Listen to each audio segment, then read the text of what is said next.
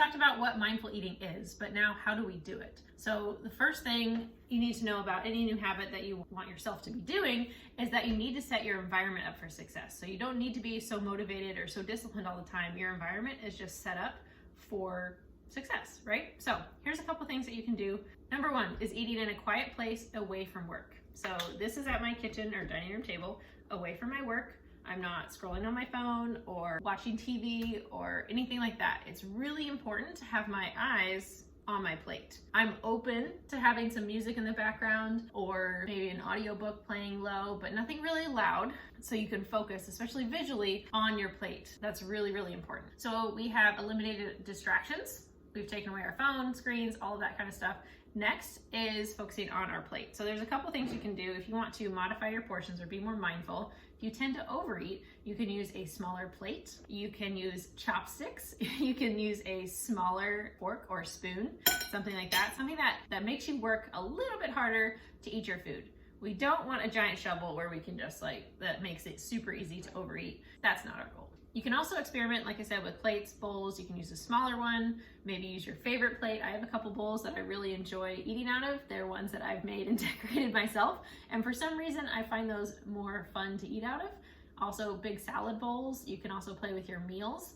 We don't talk about too much what's on your plate, but making meals interesting is really important. I think it's really important to have different textures, a mix of food. That's different for some people. Some people don't like their food to touch or have those preferences, but I think it's good to have a mix, and that way it keeps it interesting. Salad bowls are a great way to do this, but it keeps it interesting to eat. You can get a little crunch here. You can make different combinations of food.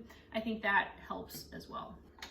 So next up is visual reminders. So let's talk about the visual reminders you can put in your environment to help set you up for success. So a couple things that I like to do, marbles work really well for me. I like to see that I'm progressing. So for me, every time I eat a meal in a mindful way, and again, we'll define that based on you and your specific habits, but I get a marble in the jar.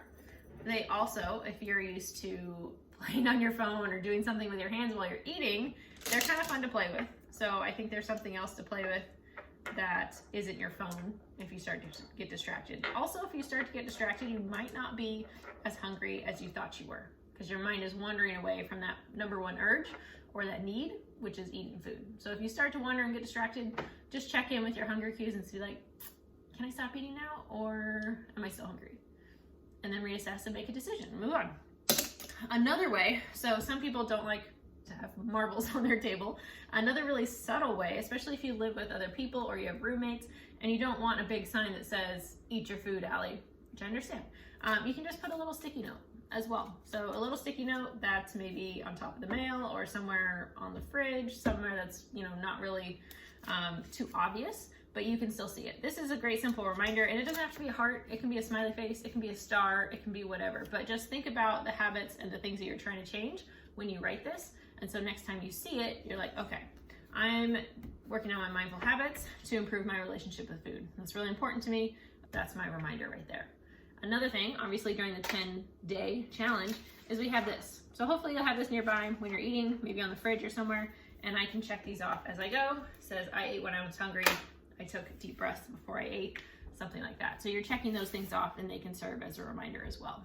So real quick, I just want to mention a few recommended readings. First of all, Atomic Habits. It is a great book and guide to teach you how to decrease bad habits and increase the habits that you want to incorporate into your life and how to build consistency.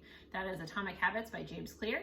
And then the next one that I want to recommend is Off Menu, The Science of Food and Dining by Nell McShane Wulfheart. That was a very interesting book. It talks about how to modify the dining experience. So it might not be super applicable if you're not the type to entertain groups or that type of thing, but I found it really helpful because she talks about a lot of research as far as what people enjoy more. And if we enjoy our food more, I think it will help obviously create a better relationship with food. So these are going to be things like not having loud music play, but what type of cutlery you use, the plates, the atmosphere. It's really helpful because it talks about the restaurant industry, so it will kind of make you more aware of some of the tricks they use to get you to overconsume on food. So it's really just interesting. Highly recommend reading it. There's an Audible version as well, so listen to it on your next walk.